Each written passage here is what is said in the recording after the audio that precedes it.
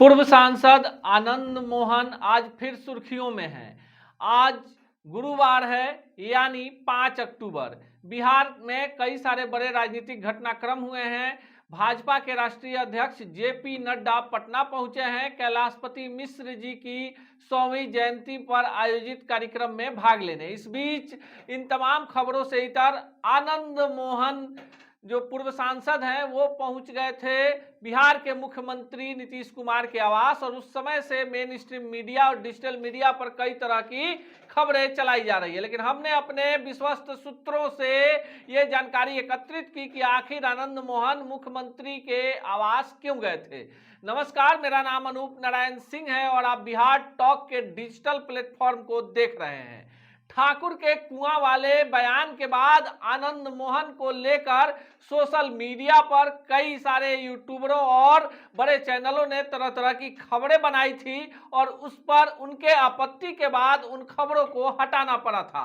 आनंद मोहन ने स्पष्ट कर दिया कि उनकी लड़ाई न किसी जाति से है न किसी वर्ग से है, पर उस विचारधारा से वे अंतिम दम तक लड़ेंगे जो कहता है कि अंदर के ठाकुर को मारो। उन्होंने कहा कि ये 2023 है और आनंद मोहन कभी भी किसी भी राजनीतिक दल के पास खुद भिखमंगा बनकर नहीं गया है, यानी कभी भी जनाधार विहीन होकर नहीं गया है। वो अपने बयान पर आज भी कायम है। इस बीच जैसे बयानबाजियां हो रही थी, बाद में विराम लगा और उसके बाद राजद सुप्रीमो लालू प्रसाद यादव, तेजस्वी यादव का बयान आया मनोज झा के समर्थन में, और उधर से राजद के ही पूर्व विधायक हैं लालू प्रसाद यादव के निजी सहयोगी रहे भोला यादव ने भी स्पष्ट किया कि आनंद मोहन मिलने आए थे राजद सुप्रीमो लालू प्रसाद यादव से, तो वो गेट से वापस नहीं लौटे थे क्योंकि उनका मिलने का समय 7 बजे था और आनंद मोहन जी को 7:10 में ट्रेन पकड़नी थी, इसलिए 6 बजे ही आ गए थे।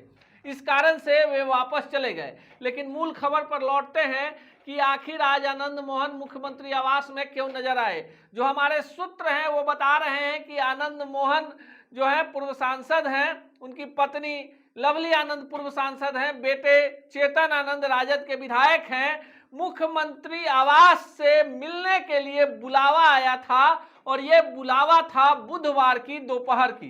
क्योंकि आनंद मोहन सहरसा में थे और पटना में उपलब्ध नहीं थे, इस कारण से आज उनकी मुलाकात हुई। हालांकि इस मुलाकात को काफी फुल प्रूफ रखा गया था, लेकिन जो सूत्र हैं वो बता रहे हैं कि लगभग 1 घंटे तक मुख्यमंत्री आवास में नीतीश कुमार और आनंद मोहन की बैठक चली, बातचीत हुई। किन मुद्दों पर बातचीत हुई इसकी जानकारी तो नहीं मिली। हमने आनंद मोहन जी से भी संपर्क साधने की कोशिश की तो उन्होंने कहा कि जो कुछ भी बातें हुई हैं वो आएंगे 10 तारीख को पटना, तब इस पर विस्तार से मीडिया से चर्चा करेंगे। लेकिन जो सूत्र हैं वो बता रहे हैं कि काफी खुशनुमा माहौल में बातचीत हुई है और कहीं ना कहीं नीतीश कुमार ने हरी झंडी भी दिखा दी है। आनंद मोहन जिस तरह बिहार के 40 लोकसभा सीट पर घूमकर महागठबंधन को मजबूत बनाने की कोशिश में लगे थे, कई बार उन्होंने बयान भी दिया था कि 2 सीट दो और 38 पर आनंद मोहन का सहयोग लो। कहीं ना कहीं कुछ बातें होती हैं सोशल मीडिया पर जिन्हें तोड़कर मरोड़कर काटकर छांटकर भी आपके सामने रखा जाता है। राजनीति में न संभावनाएं समाप्त होती है और ना ही किसी का किसी से लंबे वक्त तक जुड़ाव होता है। विवाद मनोज झा के उस बयान से शुरू हुआ जिसमें उन्होंने ठाकुर की कविता सुनाई और अंत में कहा कि मेरे अंदर भी एक ठाकुर रहता है, ठाकुर को मारना जरूरी है।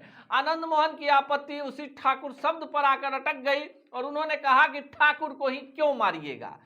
अगर इस शब्द की जगह दूसरे शब्द का इस्तेमाल हुआ रहता तो उनकी कोई आपत्ति नहीं रहती। आनंद मोहन के मुख्यमंत्री नीतीश कुमार से मुलाकात के बाद बिहार के सियासी मायने बदल गए हैं और उन तमाम विरोधियों के मुंह पर भी ताले लग गए हैं जिन्हें लग रहा था कि आनंद मोहन राजनीति के हाशिए पर हैं।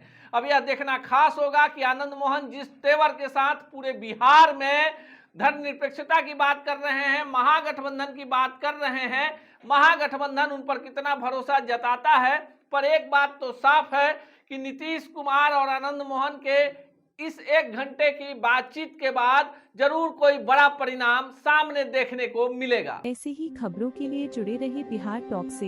यूट्यूब पर लाइक और सब्सक्राइब करें, बेल आइकन जरूर दबाएं। फेसबुक, ट्विटर और इंस्टा पर फॉलो करें। धन्यवाद।